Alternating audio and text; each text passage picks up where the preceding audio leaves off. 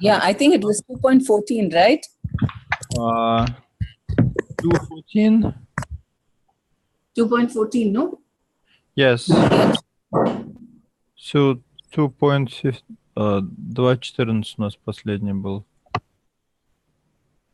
Часть 2.13, можно начать 2.14. Не-не, она говорила 2.14 вроде последний был, или 2.13. По-моему, 2.13 последний, там что домашнее задание было. Chaitanya Prabhu says 2.13 was last time, so 2.14 for today. 14. Yes, 2.14. А запись ведется? Сейчас я включу. Уже трансляция началась.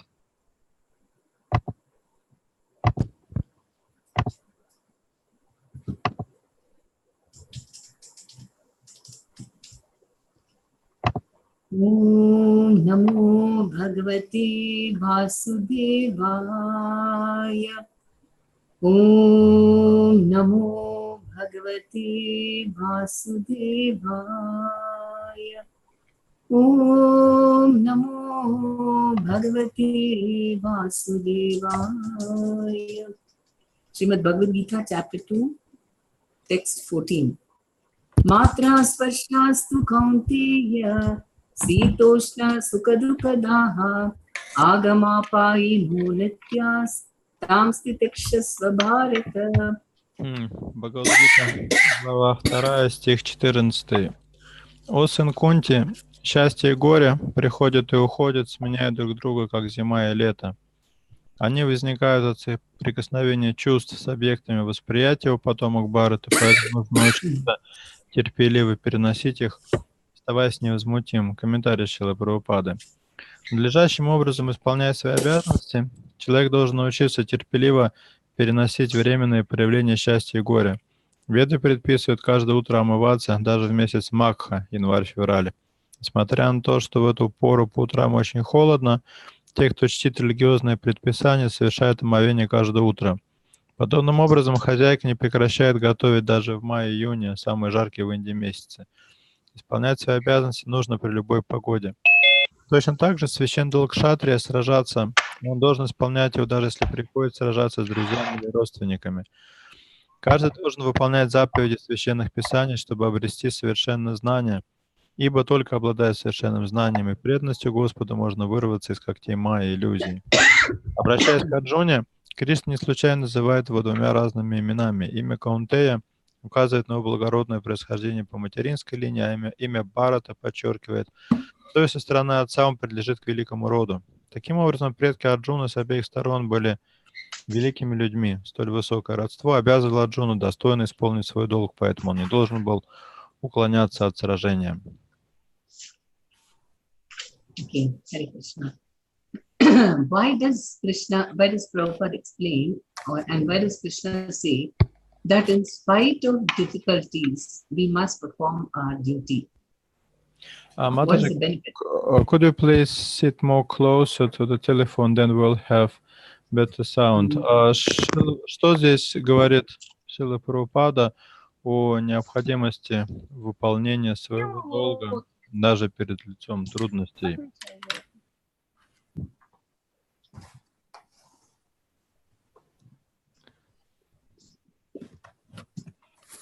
Сань, ты меня отвлекаешь. Я сказала, у меня Бхагавад-гита, меня сейчас не трогать. Так, надо микрофончик кому-то.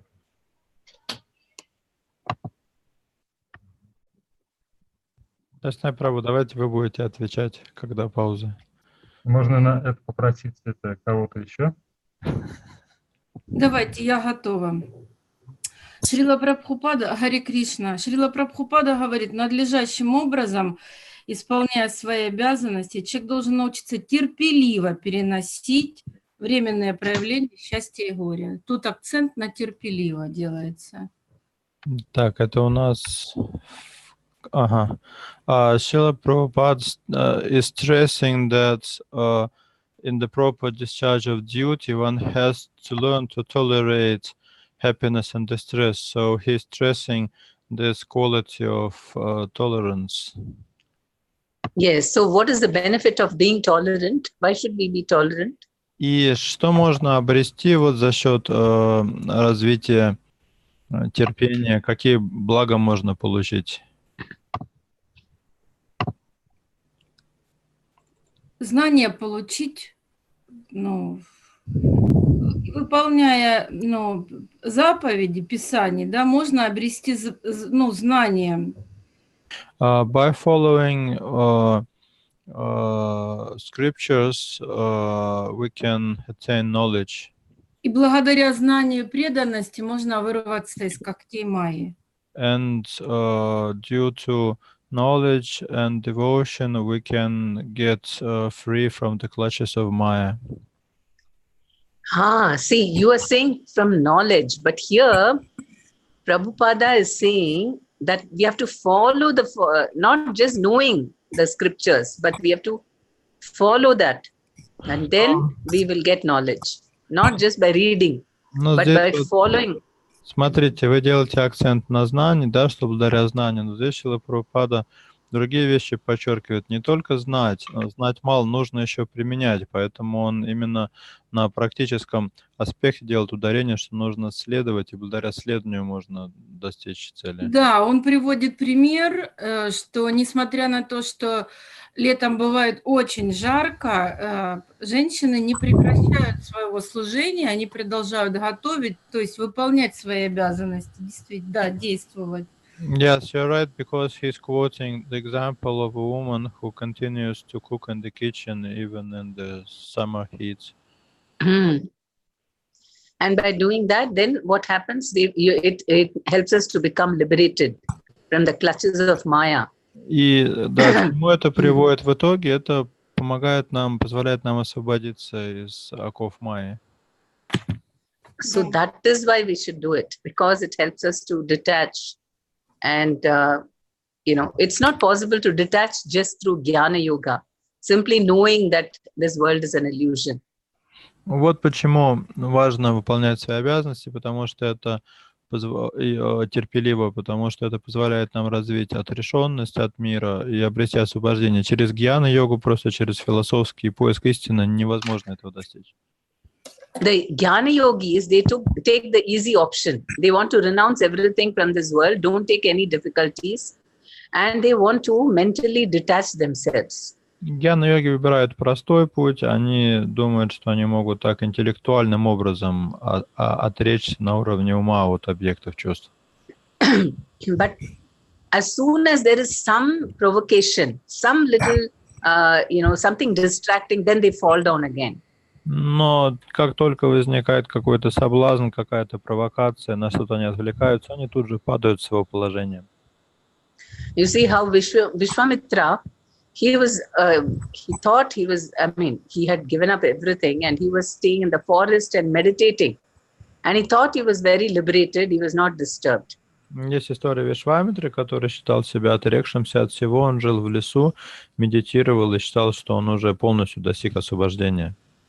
And he became very powerful. He got many mystic powers. И благодаря своей аскезе он обрел небывалые мистические силы. But because, Menaka, she came and just by hearing the tinkling of ankle bells, he was so disturbed that he, gave up his yoga practice for some time at least. Появилась Менака, и звука ножных колокольчиков было достаточно, чтобы Вишвамитра сошел с духовного пути надолго. And that is why the path of Jnana Yoga is very, very difficult. Вот почему очень трудно идти по пути гьяна-йоги. Because you don't have any happiness coming and you are withdrawing from everything else. So it becomes very dry. На этом пути человек отрекается от всех удовольствий, он никакого счастья не испытывает, и сам этот путь тоже счастья не приносит. Это очень такой сухой, безрадостный метод. And the minute there is some chance of sense gratification, then the senses just leap to have it. И как только появляется хотя бы какая-то возможность чувственного удовлетворения, чувства сразу же бросаются реализовать эту возможность. And the opposite is Bhakti Yoga, because you see in the case of Haridas Thakura, he was, because he had devotion in his heart, he was very happy. in Krishna consciousness. Бхакти-йога является полной противоположностью гьяна-йоге в этом смысле. У нас есть пример Такура Харидаса, который занимался духовной практикой и был полностью счастлив этим.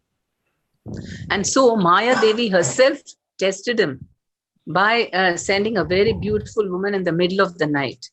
Тогда Майя Деви решила его испытать и отправила к нему прекрасную женщину глубокой ночью. But he was not at all tempted. Но Харидас Такур не поддался искушению. So that is why doing practical devotional service is very powerful, more than just trying to mentally become detached. Вот почему выполнение практического служения — это очень могущественный метод, более могущественный, чем просто отречение от всего на уровне ума. And that's why Rupa Goswami said, do yukta vairagya. Use everything for the service of Krishna. Поэтому Рупа Госвами рекомендовал метод юкта вайраги или использование всего ради служения Кришне. And when you understand nothing belongs to you anyway, it belongs to Krishna, then automatically you're detached. You're not attached to those things. И когда вы понимаете, что вам ничего не принадлежит, все принадлежит Кришне, естественным образом наступает отречение от всего. And that is why the Grihastha Ashrama also is a place for spiritual advancement, because we have to tolerate so many difficulties and, still do our duties. В бхакти-йоге грихастха ашрам тоже становится ашрамом для духовного развития, потому что приходится ради духовной практики терпеть много разных сложностей и неудобств. Hare Krishna. Any other comments or questions? Может, какие-то еще вопросы? Добавления есть? Можно вопрос такой, Харе Кришна? Can I ask a question? Yes. Когда наступают трудности, мы должны терпеть или все-таки какие-то терпеть и полагаться на Кришну в молитвенном состоянии, прося какого-то разрешения ситуации, или, в общем-то, обращаться не к Кришне, а к каким-то специалистам, которые по этой проблеме могут дать какое-то решение, то ли там какому-то там, может, психологу, может быть, там, врачу, там, какая проблема возникает? Some difficulties occur, what should we do? Should we rely only on Krishna in solving that problem, or we should also use the help of some specialist, maybe psychologist or a doctor? Yes, of course, we should do both. We depend on Krishna, but we also take the material, steps. Krishna never told Arjuna to sit quietly. He said, you fight the war. And then he said, I will help you. Нужно пользоваться тем и другим, и уповать на Кришну, и какие-то материальные меры принимать. Кришна Арджуне же не говорил никаких материальных мер не принимать, сиди и ничего не делай. Он как раз наоборот его активно призывал к тому, чтобы сражаться. We do everything, but we know that the results depends upon Krishna. Поэтому надо делать все необходимое, но при этом помнить, что результат зависит от Кришны. Спасибо большое. Thank you so much.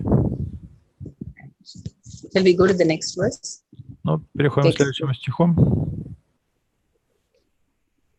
And this verse, Matra Sparshasthu Kaunteya, you have to learn it by heart.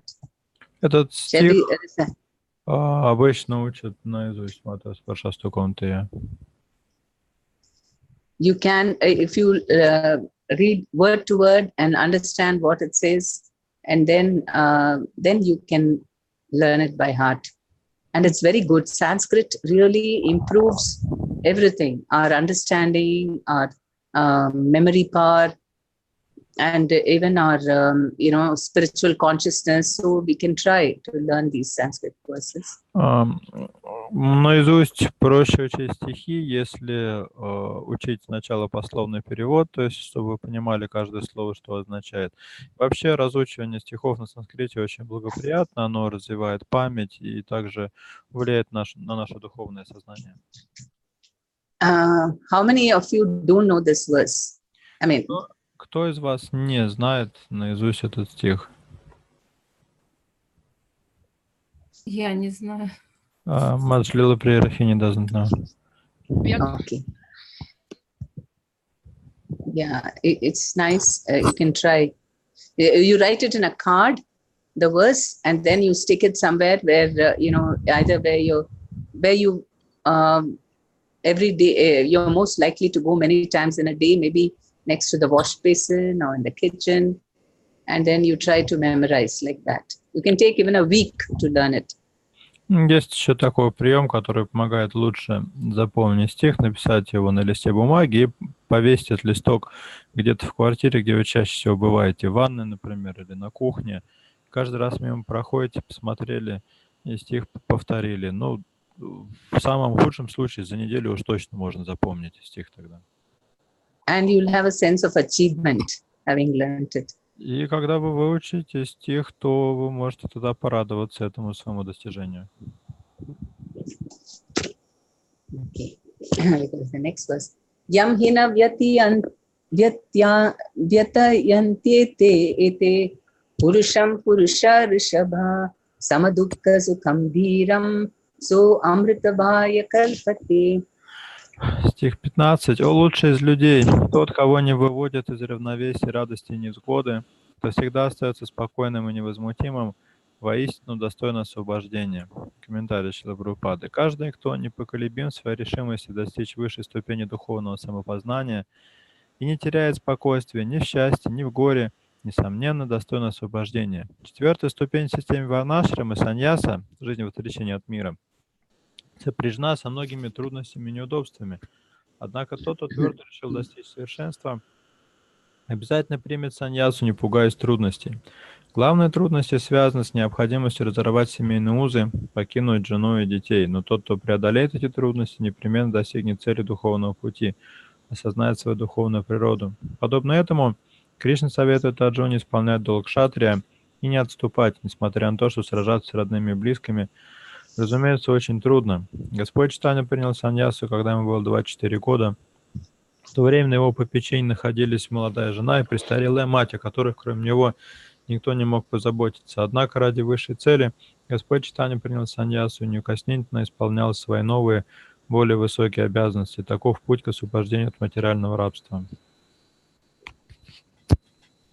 Okay, so Chaitanya Mahaprabhu has given us a nice way to be steady even in happiness or distress. And what is that? Господь Чайтанья дал нам убедительный пример того, как сохранять равновесие и в счастье, и в горе, и в чем заключался этот пример, что он сделал. Otherwise, it's very, very difficult, right? To be not disturbed. We are naturally, when some difficulties arise, then we think, oh, I'm not able to do my duty, or I cannot, or we become very disturbed. So what is method of Chaitanya Mahaprabhu to Потому be steady? что каким-то другим путем достичь вот такой вот стабильности и способности не выходить из равновесия практически невозможно, потому что в жизни все время что-то происходит, что выводит нас из равновесия. Итак, в чем заключался этот метод, который продемонстрировал Господь Чайтанья?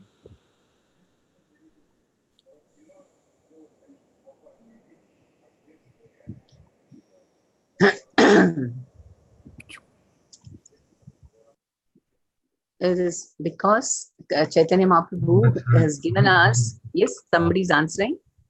Просто у нас практика показывает, что лучше называть кого-нибудь. Chaitanya Prabhu is advising to name the devotees to answer. It seems it works better. Ah, yes, yes, okay. I forgot.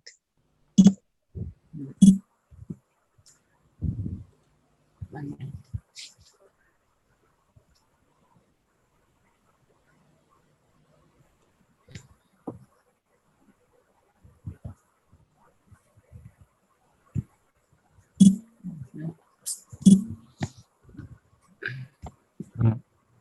Я могу. Okay, yeah.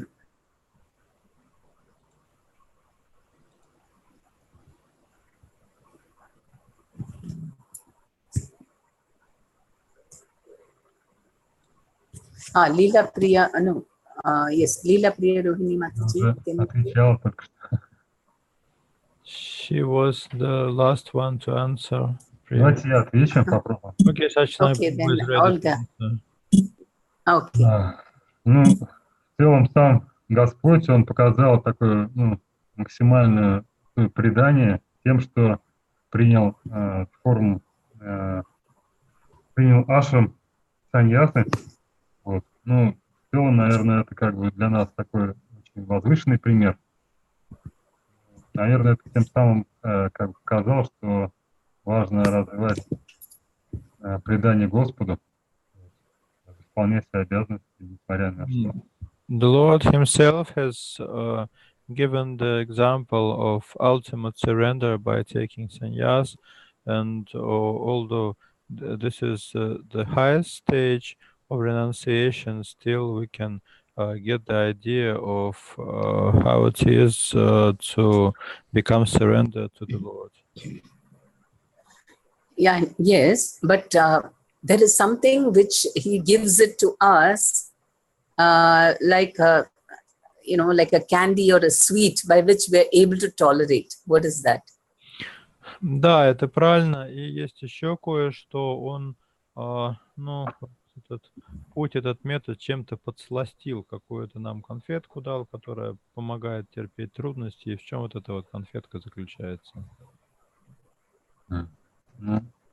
Он дал метод того, что мы можем развивать отношения с Богом и с преданными через воспевание святого имени и развитие отношений любви и преданности, через метод воспевания совместного танца, даже можно сделать это как праздник. He has given the method of congregational chanting and dancing, and by this developing loving relations with the Lord and the Lord's devotees. Yes, so Krishna Prema, the love for Krishna, which we feel in the heart, that's what makes us happy and tolerate even difficulties. Да, этой конфеткой является Кришна прямо, любовь к Кришне, которую мы можем почувствовать в сердце. Это то, что помогает нам вынести все остальные трудности.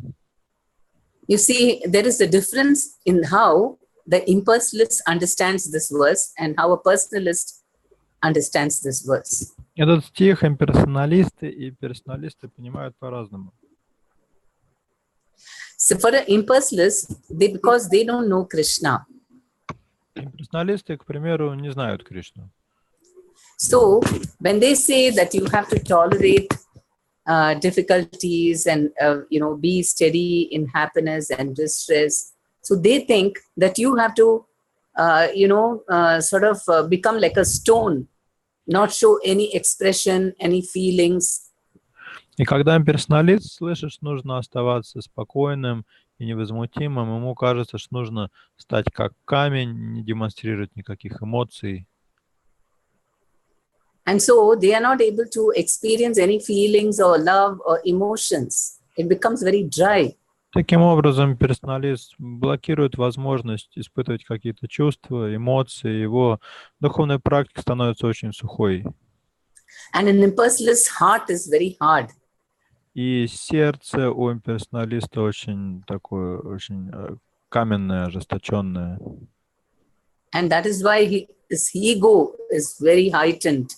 Because, even though he may be detached, but he has this false ego that I'm very advanced and I'm very, I'm able to tolerate so many things. И хотя имперсоналист отречен, у него очень большое эго, он гордится своей отрешенностью и способностью терпеть аскезы. But he has no relationships with people because unless you experience love, how can you have relationships? Но при этом у имперсоналиста практически нет никаких отношений с окружающими людьми, потому что если ты не чувствуешь любовь, как у тебя могут с кем-то развиться отношения? Say a woman is cooking in summertime in a kitchen. when she's cooking for her family, and more so if first for Krishna, then because the complete selfless love is for Krishna, then she feels great joy, and even that difficulty becomes a source of great happiness, because love is the greatest reward. Но даже в этом примере, когда Шрила Прабхупада приводит, женщина в летний зной продолжает выполнять свои обязанности, готовит на кухне. Она для кого готовит? Она готовит для своих родных, ну и для Кришны в первую очередь. И делает она это из любви. И вот эта любовь, она помогает ей терпеть трудности. Эта любовь является высшей наградой за ее труды.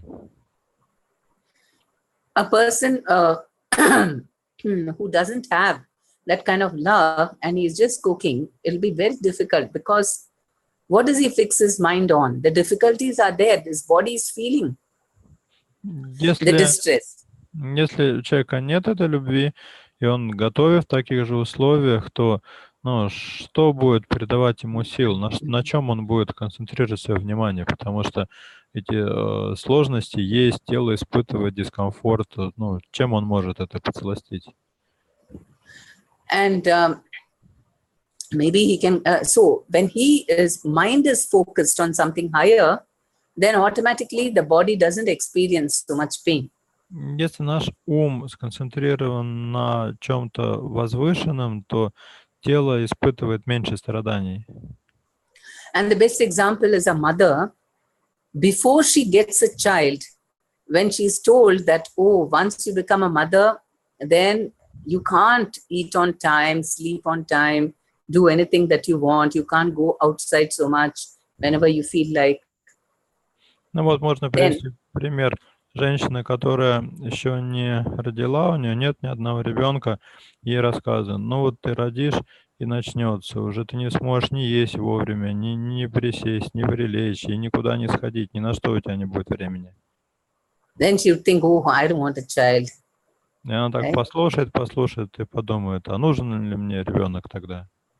But when she gets the child, then what happens? She feels so much love for the baby that she doesn't mind at all the difficulties that she undertakes. Но что происходит дальше, когда она в итоге родит ребенка, то она чувствует такую сильную любовь к нему, что готова терпеть ради него любые трудности. And so much so that if somebody were to mention to her, oh, the baby is troubling you so much, she'll feel very upset. Don't say that. И поэтому, если кто-нибудь ей уже после скажет, ну вот ребенок столько тебе беспокойств доставляет, она расстроится и скажет, не надо так говорить, никаких беспокойств он мне не доставляет. Right? Because now she has a relationship with the baby. She's feeling so much love. Потому что с ребенком у нее есть отношения, у нее есть любовь к ребенку. But so much more love is what we feel for Krishna. And so that is why the soul has intimate connection with Krishna. And so all our activities, that's why Krishna says that link with me, think about me and do everything for my satisfaction. Then it becomes, we are able to tolerate difficulties. Но насколько больше любовь мы можем испытывать к Кришне. И мы как души неразрывно связаны с Кришной, поэтому Кришна все время говорит, думай обо мне, поклоняйся мне. И если мы будем следовать этим путем, то естественным образом мы будем сохранять спокойствие и невозмутимость в самых разных ситуациях. Like we see advanced devotees exhibiting happiness and joy, and they are just, doing so much service, even though they may be experiencing a lot of physical ill health or pain. И мы видим это на примере возвышенных преданных, мы видим их энтузиазм, мы видим их радость, как они служат Кришне, с какими эмоциями, несмотря на то, что их материальное тело может доставлять им очень много страданий и боли.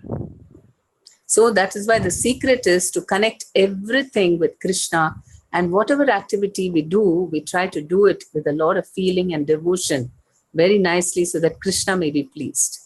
Поэтому секрет успеха в том, чтобы связать всю нашу деятельность с Кришной и каким бы делом мы ни занимались, стараться делать его очень хорошо для Кришны, чтобы так доставить ему удовольствие. So, Olga, Mataji, can you share some realization, your experience, Маджа Ольга, может, how вы you что-то were able to хотите tolerate? добавить, поделиться своим опытом, как вам Oh, sorry, удается? before that, Vladimir Prabhu. Но сначала, Владимир Прабу, как вам удается терпеть трудности, невзгоды? Ну, есть понимание, что трудности, они заложены, и они неизбежны. Вот. И, в принципе, трудности, они дают возможность укрепить веру и развивать вкус, преданность.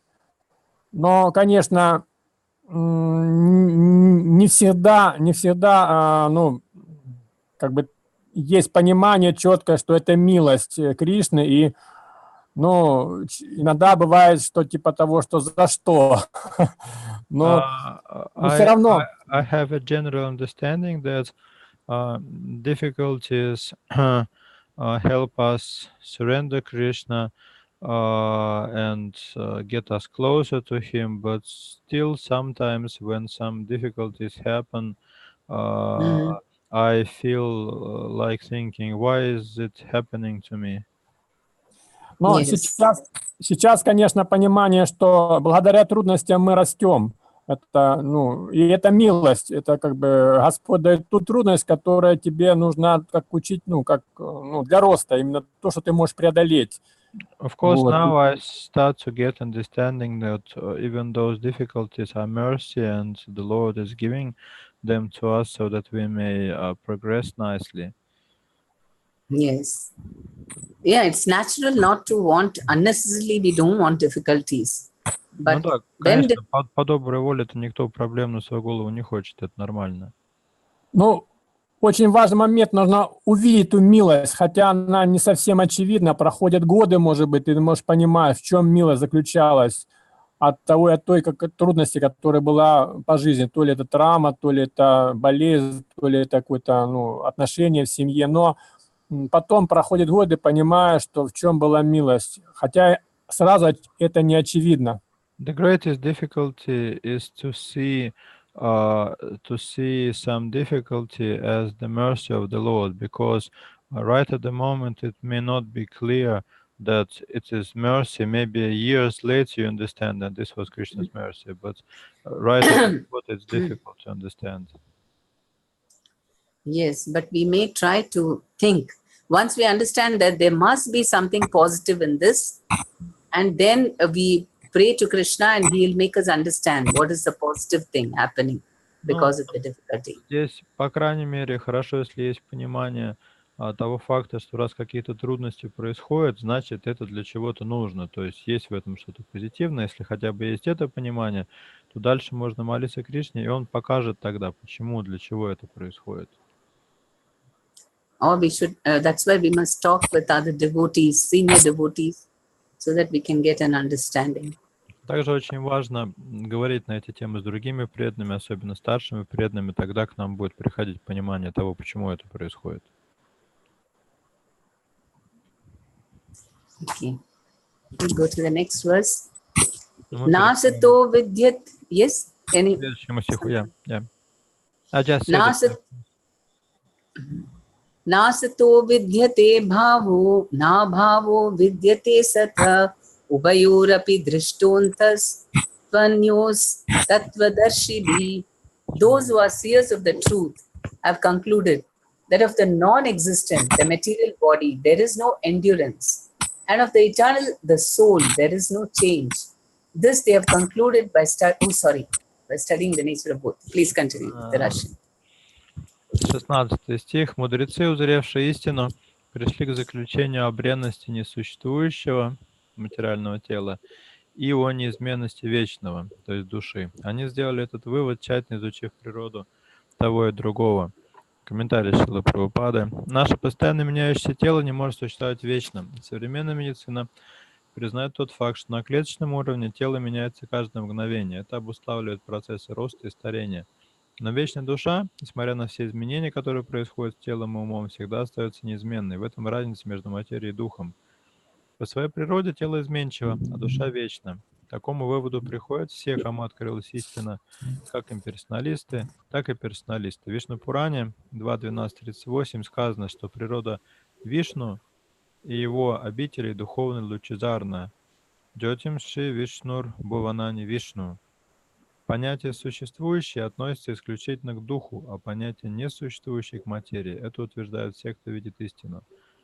Так начинаются наставления Господа, обращенные к обусловленным душам, введенным в заблуждение энергии невежества.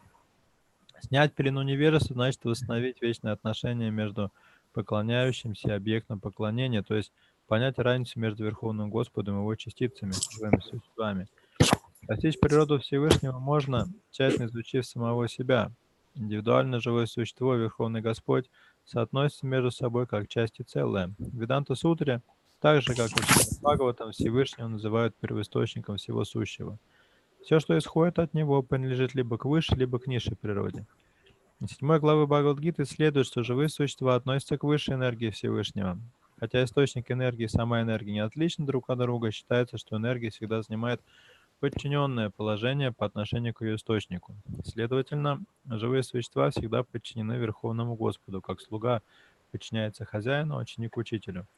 Однако тот, кто находится во власти невежества, не в состоянии понять эти истины. И потому Господь рассказывает Бхагавад-гиту, чтобы дать знания всем живым существам на все времена.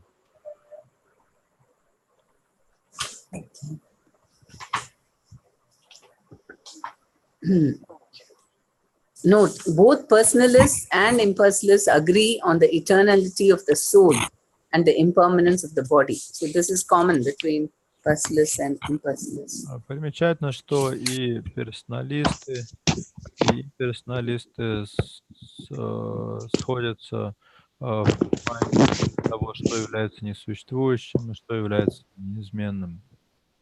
But what is special to the personalist is he knows what is the relationship between the supreme and the individual living entity. При этом So what is that relationship? у персоналиста есть еще понимание того, как индивидуальная душа связана с высшей душой. И расскажите, в чем заключается эта связь? Olga Mataji. Маджа Ольга. Слышно? Ну, положение, то, что сейчас живые существа по отношению к Господу, они частичка Господа, равные, одинаковые по качествам, но разные по количеству, то есть они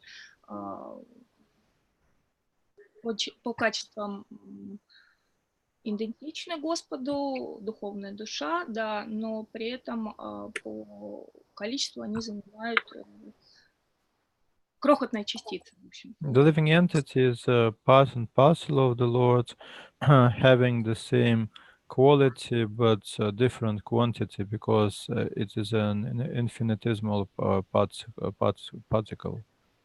Сохраняющий индивидуальность при этом.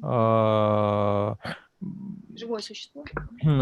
Still, the living entity is an individual.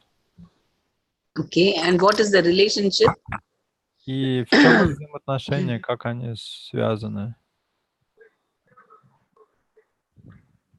Живое существо, это душа, это частичка Господа, частица целого, при этом всегда сохраняющая индивидуальность и способная строить отношения с Господом. Living entity is always a part and parcel of the Lord and has the capacity of having relations with the Lord.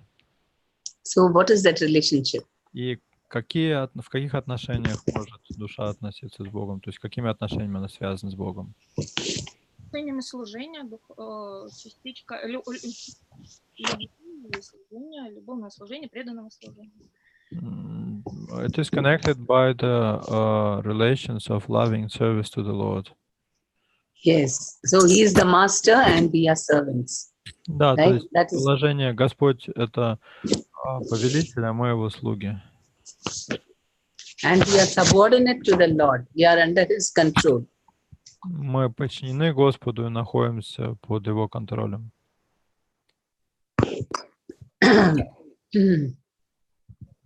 Okay. So, do we like only material benedictions, or can we also accept corrections from Guru and Krishna for our spiritual advancement? Вопрос такой. Нас привлекают только материальные благословения или для нашего духовного продвижения также можем принимать наставления Гуру и Кришны?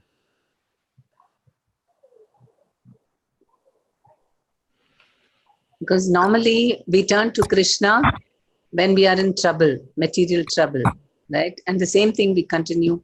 We go to Guru when there is some problem in our lives, material problems. Обычно мы обращаемся к Кришне, когда нам что-то нужно, когда у нас какие-то материальные проблемы. А также к Гуру мы обращаемся тоже, как правило, с какими-то материальными проблемами.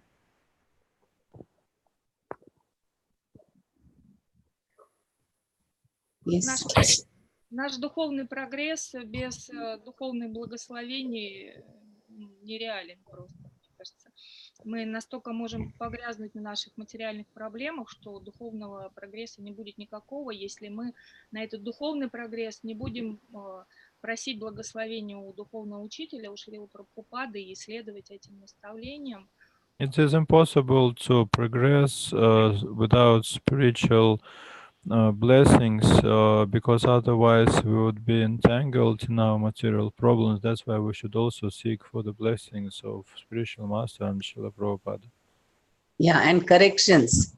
And sometimes those corrections may be difficult to accept. Причем, да, также нам нужны благословения, и нам нужно, когда нас поправляют, то есть какие-то наставления, когда нам говорят, что мы что-то делаем неправильно, это нужно для нашего же блага. Maybe the spiritual master will express anger or displeasure at our behavior. Потому что возможны ситуации, когда духовный учитель будет недоволен нашим поведением. Or he may ignore us. Или может игнорировать нас. And so he may say something else what we were not expecting. We want something else and he is instructing something else. Или дать какое-то неожиданное наставление, то есть мы шли и думали, что нам одно скажут, нам сказали другое. And he's not giving, all the appreciation that we want. We want attention, appreciation, but rather he is correcting and is criticizing, finding fault with us. Или мы Then are we ready? How do we feel? к духовному учителю, чтобы он нас похвалил и поощрил, а он вместо этого нас отругал и какие-то недостатки в нас подметил.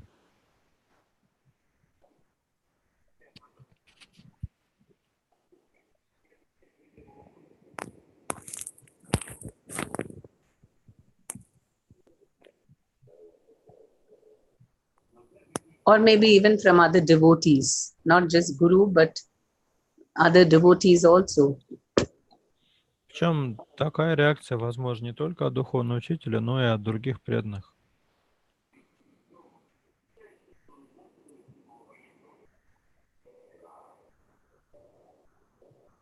Right? That is difficult. Трудно принимать такие наставления, как вы считаете? Бывает трудно, бывает больно. Sometimes it's difficult, sometimes it's very painful. Ну, когда, вот особенно когда подмечают наши ошибки какие-то, но когда начинаешь следовать вот этим наставлениям, буквально сразу появляется и энтузиазм, и желание действовать в этом направлении, и многие проблемы решаются, даже в материальной жизни. It is especially difficult when someone is criticizing us for our faults, but if we manage to follow those good instructions and put them into practice, even our material situation may change to the better. Yes. So there's a very nice instruction from Krishna that we learn to tolerate difficulties. Вот почему Кришна дает такие наставления о том, что нужно терпеливо переносить трудности. Do you want to share how you tolerated something difficult and how something good came out of it. Может, вы хотите привести какой-то пример, когда какие-то трудности вам пришлось терпеть, и потом все закончилось хорошо?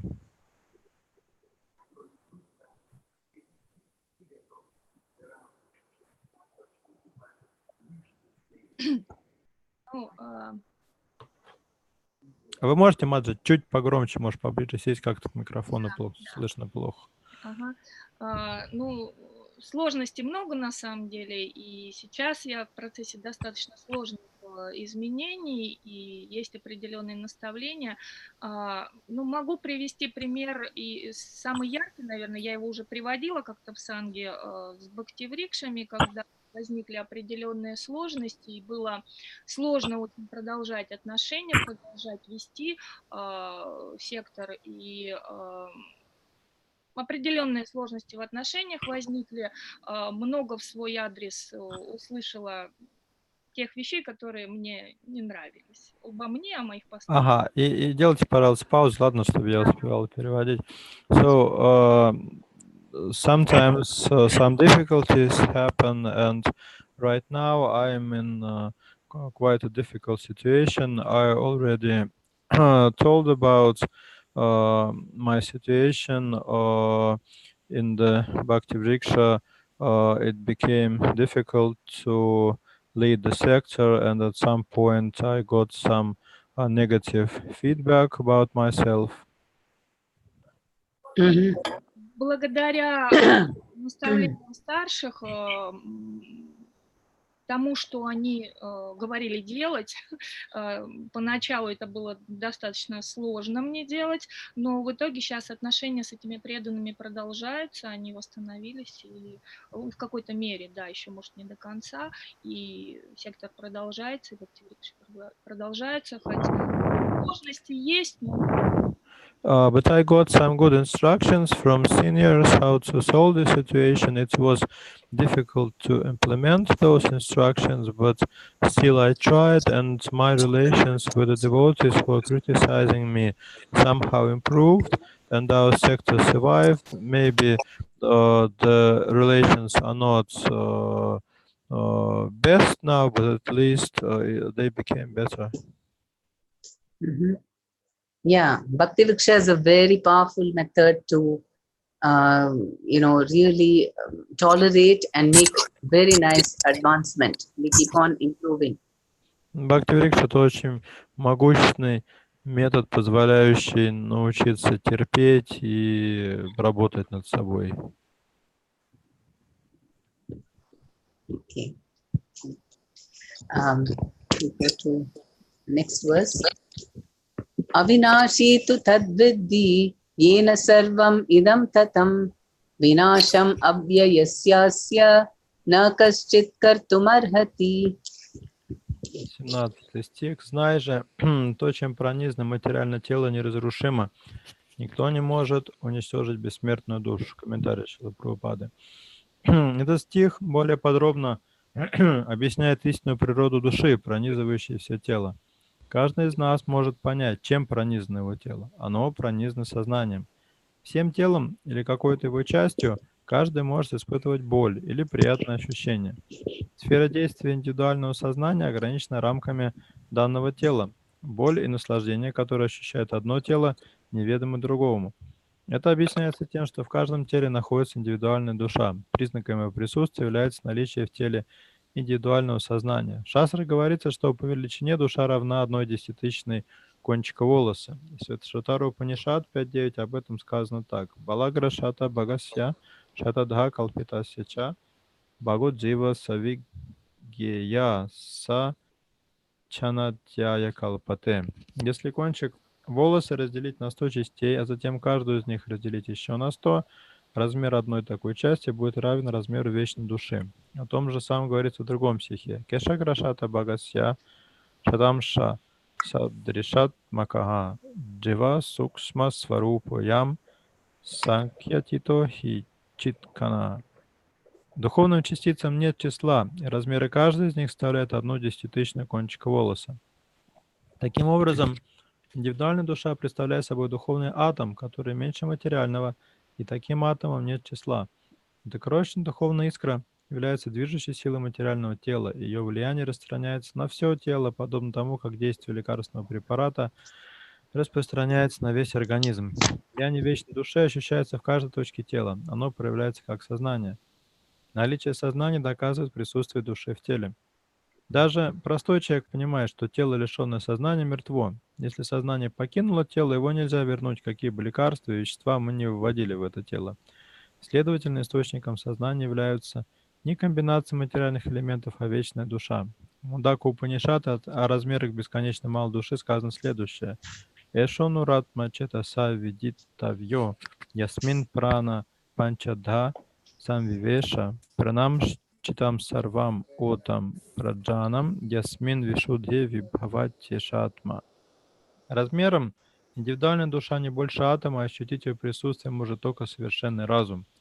Это крошечная душа, которая парит в 5 воздушных потоках прана, апана, вьяна, самана и удана, находится в сердце и распространяет свою власть на все тело живого существа. Когда душа очищается от оскверняющего влияния 5 материальных воздушных потоков, она полностью проявляет свою духовную природу. Цель хатха-йоги состоит в том, чтобы с помощью различных физических упражнений научиться управлять 5 воздушными потоками, которые окружают чистую душу. Все это делается не ради какой-либо материальной выгоды, а для того, чтобы освободить крошечную душу из материального плена. Таким образом, природа бесконечно малой души описана в Ведах, и ощутить ее присутствие может каждый здравомыслящий человек. Только безумец будет думать, что эта духовная искра является вездесущей Вишну-татвой. Крошечная душа может распространять свое влияние на все тело живого существа. Согласно Мундака Упанишад, душа находится в сердце каждого существа, но поскольку ученые-материалисты не в состоянии обнаружить ее, некоторые из них по неразумию утверждают, что души не существует. Бесконечно малая индивидуальная душа, вне всякого сомнения, находится в сердце живого существа вместе со сверхдушой, и потому именно сердце является источником энергии, приводящей тело в движение. Кровяные тельца, которые насыщаются кислородом в легких, получают энергию от души. Когда душа покидает тело, кровообращение останавливается. Медики признают важную роль, которую играет в организме кровяные тельца, но не могут установить, что источником этой энергии является душа. Однако они соглашаются с тем, что источник энергии в теле – сердце. Крошечные частицы духовного целого иногда сравнивают с корпускулами солнечного света. Солнечный свет состоит из бесконечного количества сверкающих частиц. И точно так же отделенные частицы Верховного Господа – это крошечные искорки его сияния, прабха, представляющего собой высшую энергию Господа. Таким образом, ни последователи ведической философии, ни представители современной науки не имеют оснований отрицать существование души в теле. Наука о душе подробнейшим образом изложена в Бхагавад-гите, где ее объясняет сам Верховный Господь. The soul is spread as consciousness all over the body.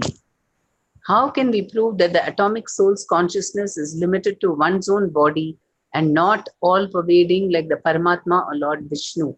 Душа пронизывает все тело, и признаком ее присутствия является наличие в теле индивидуального сознания. Как можно доказать, что сфера деятельности индивидуальной души ограничены рамками тела, и что душа не является вездесущей, подобно Параматме или Господу Вишну?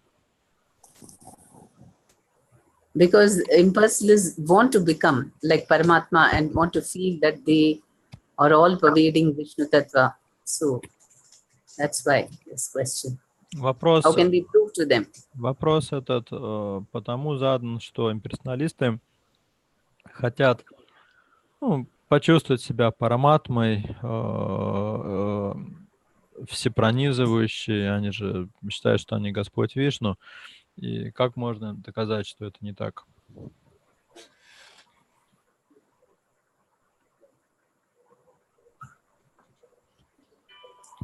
Who will answer this?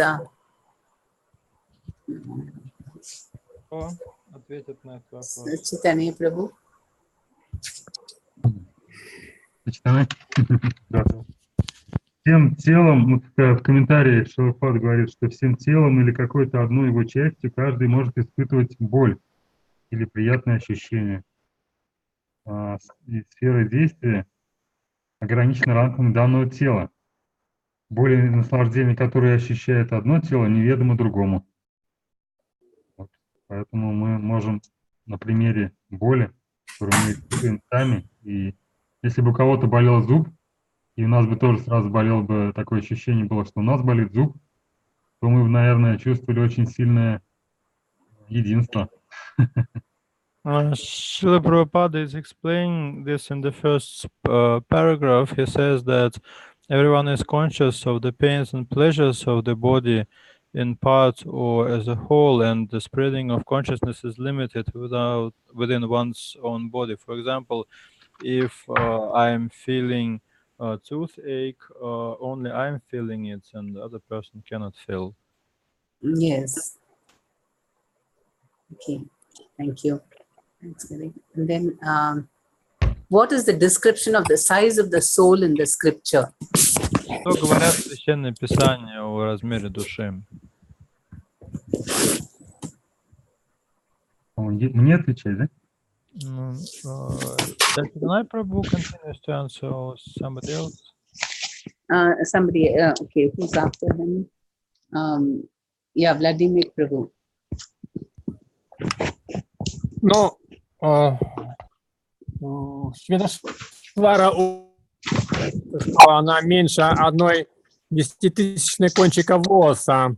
Но это размеры просто для материального понимания, какое что-то. Но это в духовном измерении, и душу реально измерить невозможно. Просто такое материальное такое подобие, чтобы что какое-то было понимание. In Svetashvatara Upanishad, it's mentioned that the size of the soul is 1/10,000 of the upper portion of the hair. But my understanding is that this is a kind of material description just to make it clear that the soul is very small, because actually we cannot know the dimensions of the soul. Yes, it is even smaller than the atomic particle. Да, по сути, душа даже меньше атома, поэтому невозможно измерить. But Russian technology, the Kirlian technology, camera photography, Kirlian photography can take a photo of the aura of the body, not the soul, but aura. Но, тем не менее, высокие российские технологии позволяют кое-чего достичь в этом плане. Есть какой-то вид фотографии, я не знаю тут название, которое позволяет сфотографировать ауру. Конечно, душу там невозможно сфотографировать, но ауру тела можно сфотографировать. But that is only the subtle body. So, of course, you cannot take photograph of the soul. Это фотография тонкого тела. Ну, конечно, душу невозможно сфотографировать. Yeah. Describe the analogy of the medicine's influence spreading all over the body and consciousness spread all over the body. They said how Prabhupada is comparing the consciousness spreading all over the body to how medicine, when you take a medicine, its influence is spread all over the body. Объясните, каким образом влияние души распространяется на все тело, подобно тому, как действие лекарственного препарата распространяется на весь организм. Здесь просто Шрила Прабхупада этот пример приводит в комментарии. Olga Mataji. Это же Ольга. Конечно, да, тут пример в комментарии, что как лекарство поступает в организм и распространяется стоком крови по всему организму, по всем клеткам организма. И еще есть пример с отсиженной ногой, да, когда прерывается ток крови, и красные кровяные тельца не попадают туда, и, соответственно, там в отсиженной ноге сознания нет, потому что ток крови прерван в эту конечность. Srila Prabhupada, yes, he's giving here the example of medicine that is spreading throughout the body, and another similar to that, consciousness is spreading throughout all our body. And another example I can give, when the leg is asleep, when you have a stiff leg, Actually, what happens is that red blood particles stop entering the leg, and is similar that consciousness leaves your leg and you are not feeling it anymore. Yes. And and also, and how do we prove that because of that, the soul, it is, I mean, what is the connection between the consciousness and blood? И как на основе этого примера можно доказать, что существует связь между сознанием и кровью?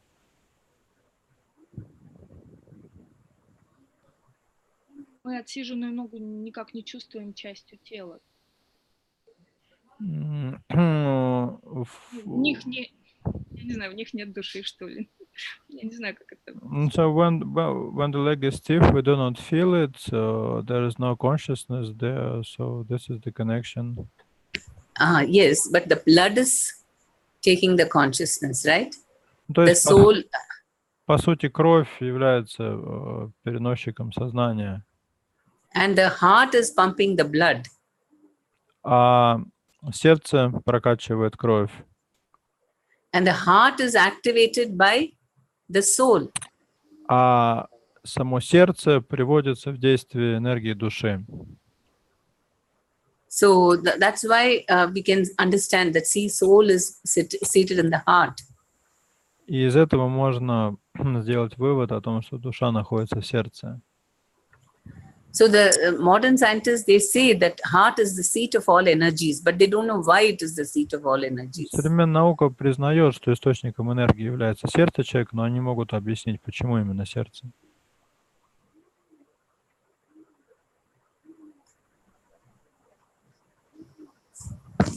Okay. May I ask a question regarding this?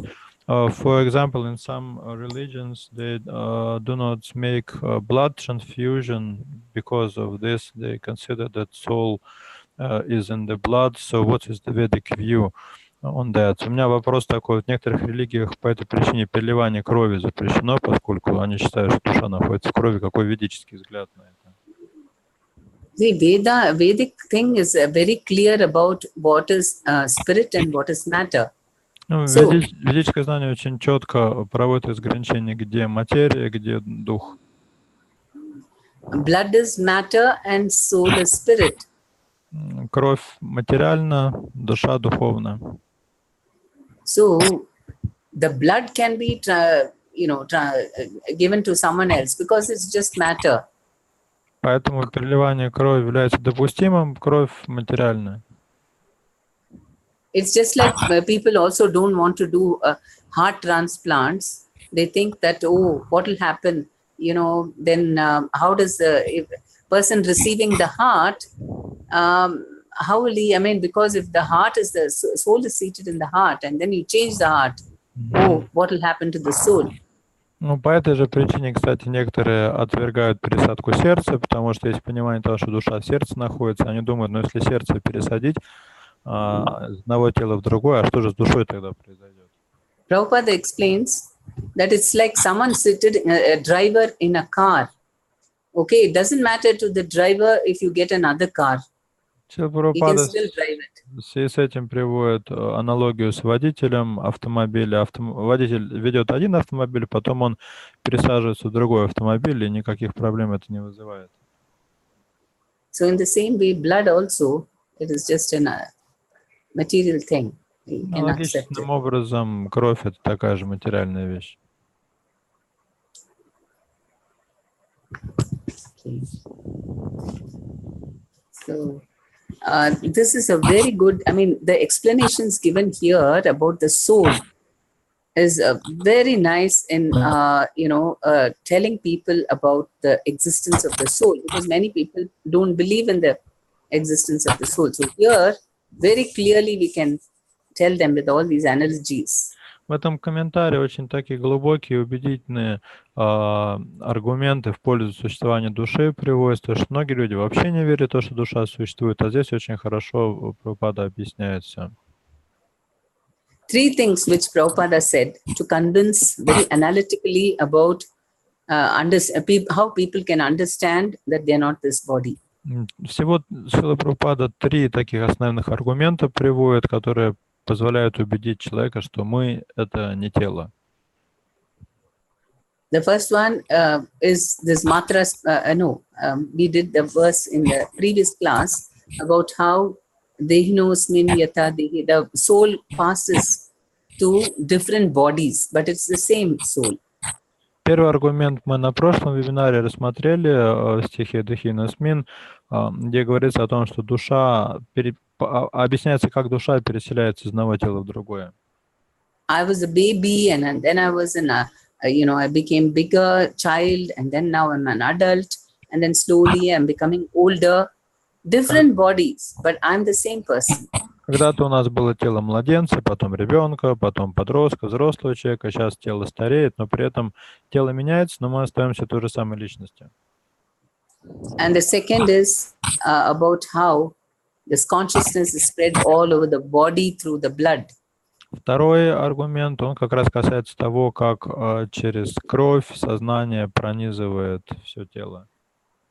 So the blood is being pumped by the heart, and the soul is seated in the heart, making this possible. Кровь прокачивается сердцем, а деятельность сердца обеспечивается тем, что душа находится в сердце. And the third, which Prabhupada says, is that we never say, I head, I hand, I body. He says, my body. Who is the person possessing that body? И третий аргумент Шрилы Прабхупады звучит так. Мы никогда не говорим «я» — это рука, «я» — это голова, там «я» — это нога. Мы говорим «моя рука, моя голова, моя нога».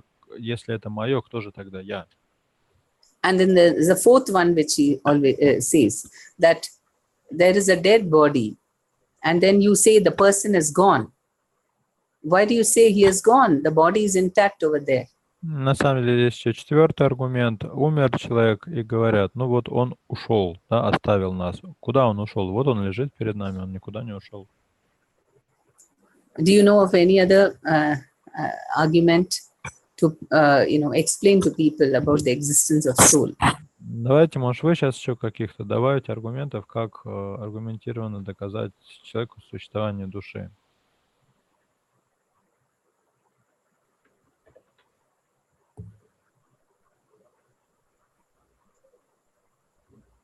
Yes, who will say?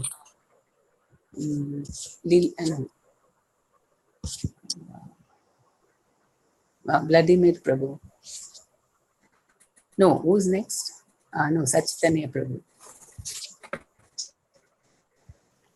Any other argument? У вас какие-то еще на примете аргументы?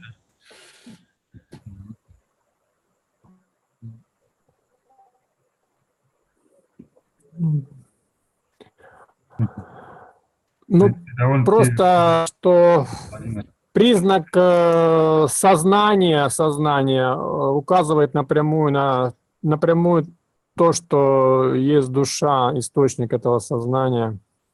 Там, где проявлено сознание, где есть какое-то осознание, какая-то реакция на воздействие есть, то это означает, что там есть живое, а живое это и есть как бы сама душа. The very presence of consciousness already implies the presence of the soul. If there is some conscious reaction to some influence, it means that there is life and there is soul. Mm-hmm. Yes. Yeah. The symptoms of the soul, right? The consciousness and the growth and everything. Yeah. Reproduction. Да, это все признаки наличия души, то есть сознание, рост, воспроизведение. Ну, можно еще такой аргумент привести, что хотя ученые говорят, что душа происходит из комплектации, комбинации химических элементов, но они до сих пор еще не создали ни одного такой комбинации, которая бы породила бы сознание. We could also give another argument. Scientists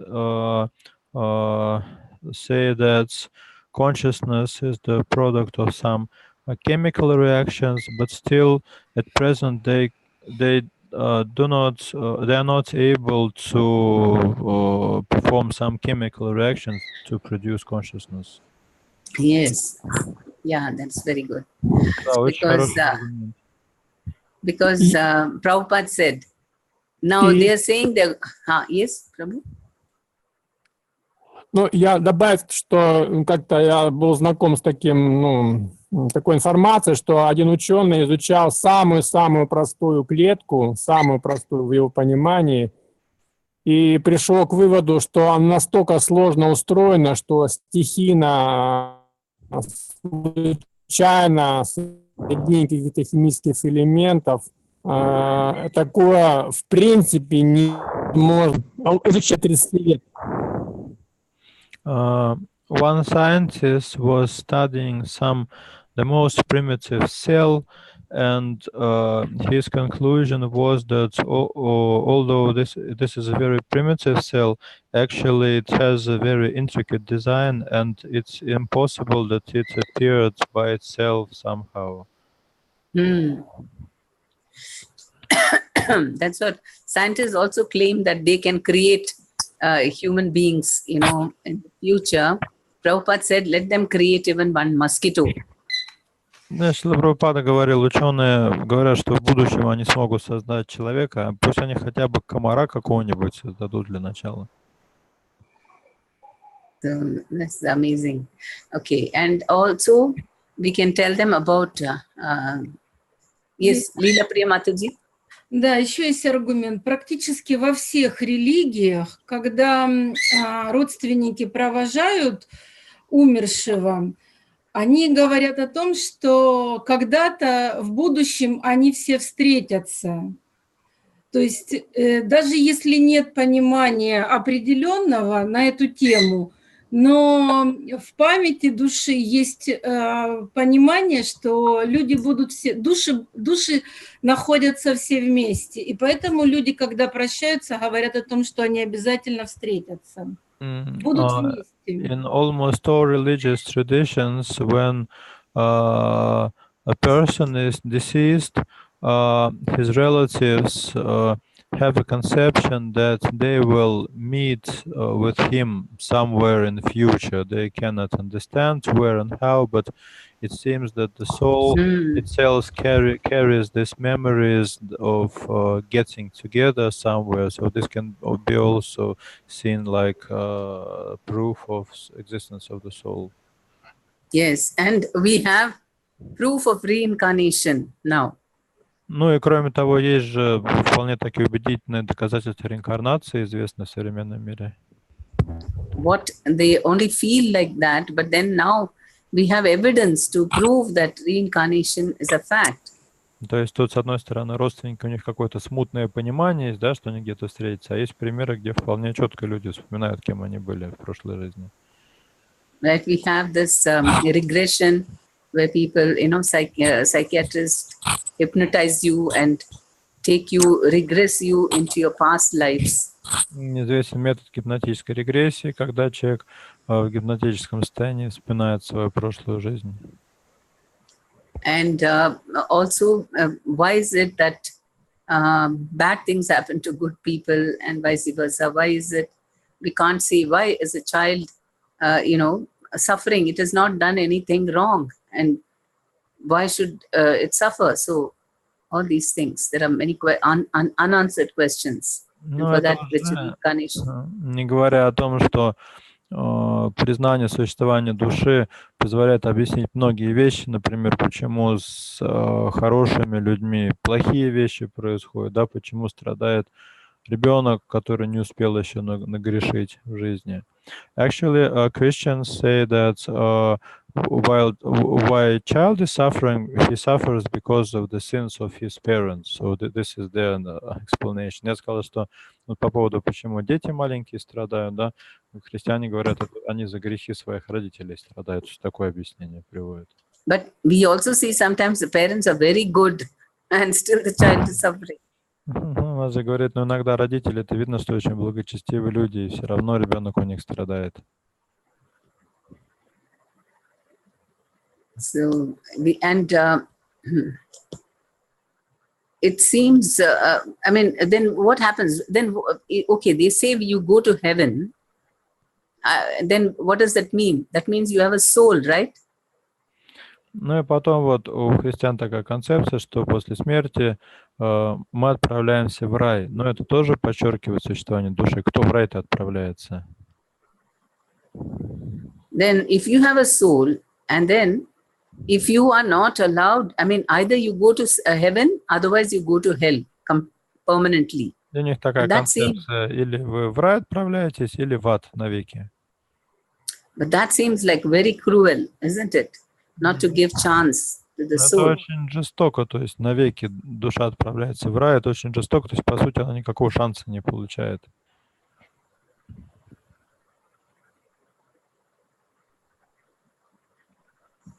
And of course, this camera, Curlian technology, camera, they waited on a dying man. He was leaving his body, and because he was in coma. And so they saw that when he was breathing his last, then the aura around his body just came out of his body, and it became a tiny speck. And it was going around, I mean, just waited for a moment near the body, and then it left. И вот эта вот камера, я так не могу найти, как называется эта технология. Вот, аура-камера. Кирлиан. Как? Кирлиан. Кирлиан. Спасибо, да. Ага, хорошо. Вот эта камера, снимали умирающего человека, то есть аура была видна, и когда человек испустил последний вздох, было видно, что вот эта вот аура, то есть тонкое тело, как какое-то еще мгновение побыла рядом с телом, и потом раз и куда-то исчезла. And of course, one cannot understand about the soul just by academic education. Just by reading the scriptures, you cannot understand the existence of the soul. Just by reading the scriptures? Yeah, just by reading or hearing about it. Not scriptures, but just hearing about why do modern people, in the modern world, people cannot understand or accept the existence of the soul. Просто читая что-то о душе, невозможно понять ее природу. Вот почему в современном мире люди ничего не знают о душе. Because to understand about the soul, one has to perform some, austerities, some, you have to be a little disciplined, then only you can understand. Понять природу души можно только через какие-то аскезы, через дисциплину. Controlling the senses and the mind. Через контроль чувств и ума. Otherwise you cannot understand. В этом случае это невозможно. But the same thing when we chant Hare Krishna mantra, everybody understands, right? Whoever it is, even if they've not been disciplined or very sinful in the past. But when they chant Hare Krishna for some time, then they begin to understand that, yes, Но интересно, когда человек начинает повторять мантру Харе Кришна, то к нему в какой-то момент приходит понимание природы души, причем независимо от того, был он грешным человеком до этого или нет, насколько он был дисциплинированным. So only up to a certain point, through logic and analysis, we can explain to people. But beyond that, we have to tell them, you first chant Hare Krishna and then you will understand. Поэтому до какой-то степени на уровне логики и рассуждений можно человеку доказать существование души, но дальше надо ему говорить, повторяйте Харе Кришна, если вы хотите сами ощутить это. And that is the greatest miracle, isn't it? In cultures where there is no concept of soul being promoted, and yet by chanting Hare Krishna, they understand and realize everything so perfectly. Это великое чудо, потому что есть культуры, где вообще, например, нет концепции души, но там есть преданные, они повторяют махамантру, и вот осознание природы души к ним приходит. Это величайшее чудо. Right, so that is why giving the photo of Chaitanya Mahaprabhu and the Hare Krishna mantra to everyone is the best way we can get them to this higher consciousness very quickly, higher understanding of the philosophy. Поэтому самый лучший способ помочь человеку подняться на уровень духовного понимания — это дать ему календарик с изображением Господа Чайтаньи Махапрабху и мантры Хари Кришна.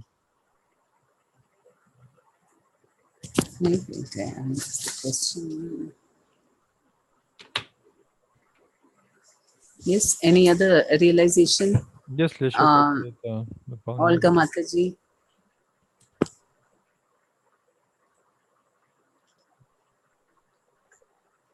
How else can we understand that we are not this body?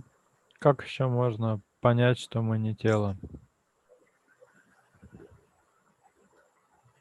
Because it's so important, Prabhupada, in all his lectures, he comes back to the basic. He said, first you understand you're not this body, then only you can understand higher truths. Это очень важная вещь, и не случайно Шрила Прабхупада во всех лекциях практически возвращается к этим базовым вещам, потому что пока мы не поймем, что мы не тело, мы не можем понять более высокие истины.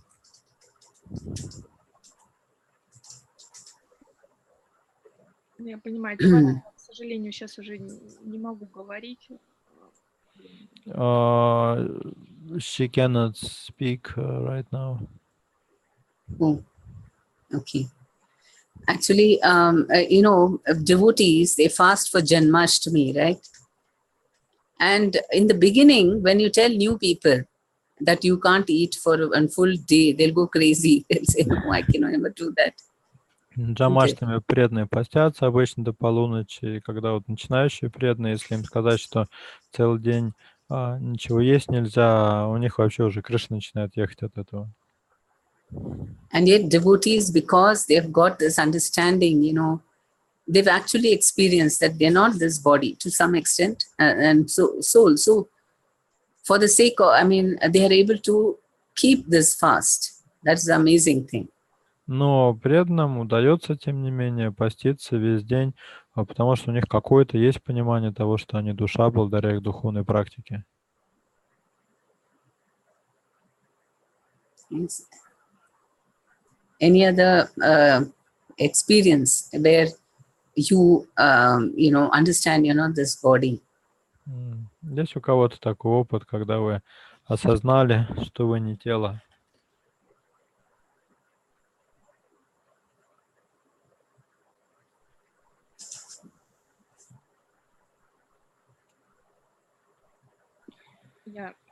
Сейчас я вернулась.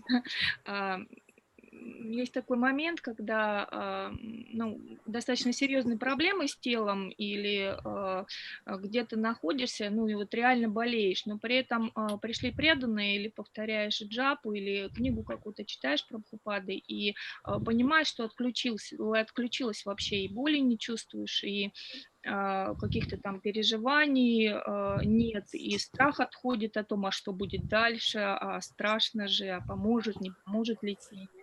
Ну вот для меня это тоже важный момент, что понимаешь, что ты, в общем-то, не это тело. И бывает даже, когда реально боль, а она отступает просто боль. Sometimes I have situations when I'm seriously ill or in some bad condition, and suddenly some devotees come visit me, or I chant my rounds, or I read Prabhupada's books, and for some time I stop feeling pain, and I actually get a realization that I'm not this body at those moments. Hari Bol, yes, very good example.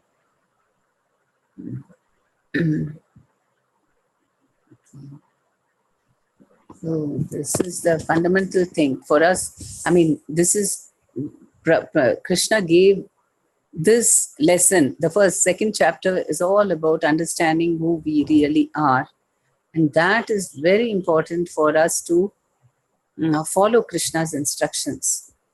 В этой второй главе Кришна дает такие основы знания о том, кто мы есть на самом деле, поэтому очень важно следовать наставлениям его, которые приведены в этой главе. And Chaitanya Mahaprabhu made it even easier for us to understand that we are not this body by asking us to act on the platform of the soul. И Господь Чайтанья еще больше упросил для нас осознание того факта, что мы не тело, с помощью того, что мы можем действовать на уровне души, действовать как душа. And so he said, don't be proud of your body. Он говорил, не нужно гордиться своим телом. Because it's the body which makes us very puffed up and proud. Обычно наше тело — это есть то, чем мы очень гордимся. Or very depressed. When the body is not fine, then we become very depressed. Или and это то, что hopeless. повергает нас в глубокое расстройство, когда с телом что-то не так. But he said that you become humble, and that humility comes naturally to the soul. Господь Чайтанья поэтому рекомендовал развивать смирение, а смирение — это естественное качество души. And that is why he said you do service to devotees, do menial service, then you become humble. Господь Чайтанья рекомендовал развивать смирение через служение преданным, любое служение, даже не гнушаясь какой-то черной работой. Why should you wait for us to suffer and then become humble? То есть совсем не обязательно дожидаться страданий, чтобы на этой волне развить в себе смирение. We automatically do these services and give all respect to Vaishnavas, and then we feel humble. Если служить преданным, оказывать им почтение, то смирение разовьется в нас естественным образом. And he also said, you share this knowledge. Whatever you know, whatever little you learn, you share it with others and try to help them. Господь Чайтанья также просил делиться этим знанием с другими. Какими бы малыми ни были ваши познания, все равно вы можете поделиться, попроповедовать другим. Because the nature of the soul is to always want the good of others. It's not satisfied with just its own happiness. Желание дать, принести благо другим — это тоже природа души. Душа не может довольствоваться только своим собственным счастьем. The soul is full of love, and it just wants to, it's always thinking of doing good, of serving and giving love to others. Душа исполнена любви, и она все время находится в таком настроении служения. On the other hand, when we are attached to the body, we want to keep things to ourselves, we want to enjoy, and we don't feel so much concern about others. Если же мы привязаны к телу, то у нас развивается склонность к наслаждениям, мы заботимся только о своем благе, не думаем о благе окружающих. So we must think this is part of our sadhana. Поэтому нужно сделать это частью нашей садханы. To chant and do devotional activities, and also to serve Vaishnavas and to share this knowledge with others. Не только читать джапу, изучать духовное знание, но служить вайшнавам и делиться духовным знанием. And then very quickly we'll understand that I'm not this body, I am a soul. Тогда очень быстро к нам придет осознание того факта, что мы не тело, мы душа. And that is when you'll really, because Prabhupada said, chant and be happy. But in the beginning, we chant and many times we are not so happy. Прабхупада говорил, повторяйте Хари Кришна и будьте счастливы. Мы повторяем, но особенно на начальных этапах духовного пути не так уж часто мы бываем счастливы. So that happiness comes from understanding that, experiencing Krishna, who is the source of happiness, and also that we are in the spiritual platform. We are thinking of ourselves as servants of Krishna.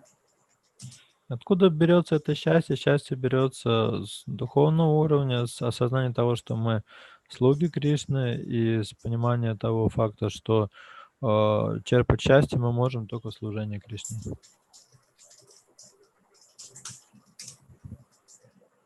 Any other comments? Может быть, у кого-то добавления есть или вопросы?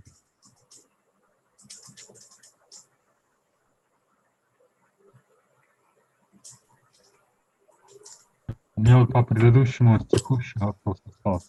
Если позже даже. Rajna Prabhu has a question connected with the previous verse. Okay. Бывает так, что, ну, как бы у нас есть обязанности в семье, там родственники.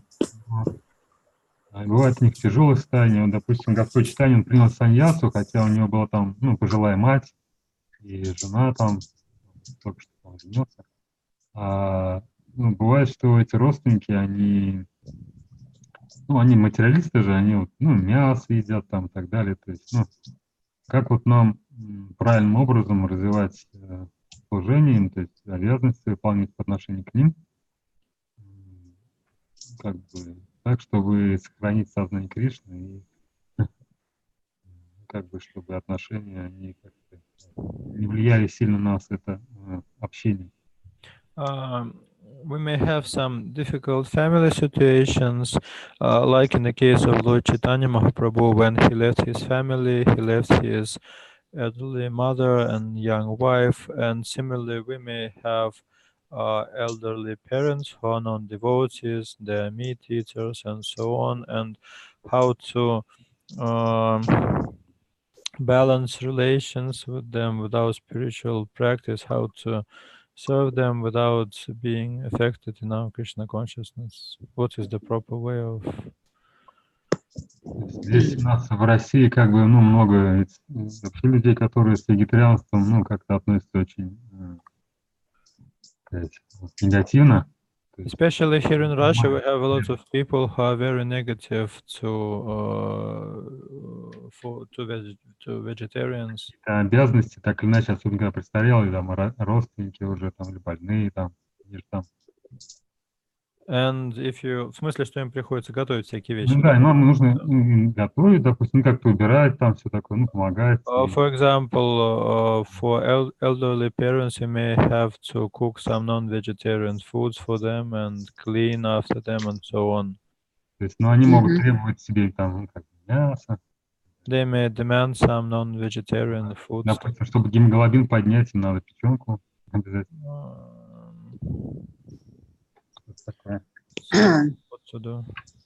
So in the beginning, before you actually take initiation, then you can, you have to immediately, if you stop cooking meat for them, then they will be very upset. Ну, вначале, особенно пока вы не получили инициацию еще, если вы перестанете готовить для них невегетарианские вещи, они, конечно, этому не обрадуются. So along with with meat, on many days we should cook very nice, tasty vegetarian food so that they see the difference. Поэтому нужно не только мясо им готовить, но и другие хорошие вегетарианские блюда, просто чтобы они, сами, сказать, увидели разницу. And instead of telling spiritual reasons, we should tell them about how eating vegetables, what are the advantages for our good health. И проповедуя о важности овощной диеты, нужно не с духовной точки зрения проповедовать, а объяснять, почему овощи полезны для здоровья. And so that they will be ready to accept. If you say, how tasty it is, and because of good health, we should, I'm just cooking all this, more of vegetarian. Если блюдо действительно вкусное, если правильно преподнести, объяснить, почему это полезно, то тогда родственники будут это есть. And slowly you keep increasing, cooking more vegetarian and less of non-veg. Потихонечку в рационе больше вводить вегетарианских блюд, меньше оставлять невегетарианских. And then when it comes for you to take initiation or, even shelter and all that, that time, you can say that, anyway, they are having very less, so they can eat, you'll buy from outside. You're not going to cook к тому anymore. моменту, как вы уже собрались получать инициацию, духовный учитель или принимать прибежище у него, к этому времени уже в рационе ваших родственников будет мало невегетарианских вещей. Можно сказать им, теперь можно без них уже обойтись, или если вам надо, можете сами пойти и купить себе, что вы хотите. But anyway, by then, they would have experienced the taste of vegetarian food. So then they will say that, okay, whenever you're cooking, they'll accept the fact that you will cook only vegetarian food, and if they want to eat non-vegetarian, they have to buy from outside. И к этому времени ваш родственник, во-первых, уже привыкнет к вегетарианской диете, вот, ну и вы, по сути, ему скажете, что я и дальше готов готовить вегетарианские блюда, а если ты хочешь что-то не вегетарианское, ну, пойди и купи себе тогда. And without instructing anything about the philosophy, they should play this Hare Krishna tunes, you know, in a very nice tune. So they can get attracted to that, and then their mind also will slowly be purified. Не надо родственникам проповедовать какие-то философские вещи. Можно вместо этого какую-нибудь очень красивую музыку вайшнавскую включать с махамантрой, чтобы у них сознание привлекалось к святому имени. So actually the stopping of non-veg will come a little later. Initially, we have to prepare the ground. Поэтому, собственно, переход на вегетарианство, он далеко не сразу происходит. Там очень много всякой подготовительной работы к этому требуется. And also, if we serve the parents or relatives at home much more than what we were doing before we became devotees, then that will also have a very good impact. They'll think that, oh, Krishna consciousness is wonderful. Кроме того, если вы будете родителям или родственникам служить еще больше, существенно больше, чем вы делали до сознания Кришны, то это тоже сыграет свою роль. Они скажут, вот, стал преданным, и как стал хорошо заботиться о нас.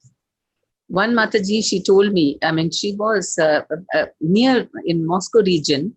That Mataji, she shared with me about how she changed her brother's opinion of Krishna consciousness. Одна Матаджи из Москвы рассказывала, как ей удалось изменить отношение своего брата к сознанию Кришны. She said that, you know, her brother did not like her practicing Krishna consciousness. Брату He would always criticize. не нравилось, что она преданным, критиковала ее все время. So, you know, she started ironing his shirts and pants. She never did till then. But now she started. Она стала гладить ему брюки и рубашки, причем раньше она никогда этого не делала. And then her brother became so happy with her. Then Брат стал так доволен ею. So he said, oh, Krishna consciousness is so wonderful. It's made you so nice. Он сказал, что сознание Кришны, какая хорошая вещь, однако. So when we do a lot of service and give them positive, you know, we appreciate them and very nice, then they feel, you know, charmed by it. And then they will accept Krishna consciousness. Поэтому, если вы служите родственникам, как-то воздаете им должное, то они по достоинству в какой-то момент оценят сознание Кришны. So we have to give them a lot of positive experiences before telling them to stop something. Поэтому, прежде чем им предложить что-то, от чего-то отказаться, нужно сначала дать очень много позитивного опыта. We have to be compassionate towards them because all their lives they've led in a particular way.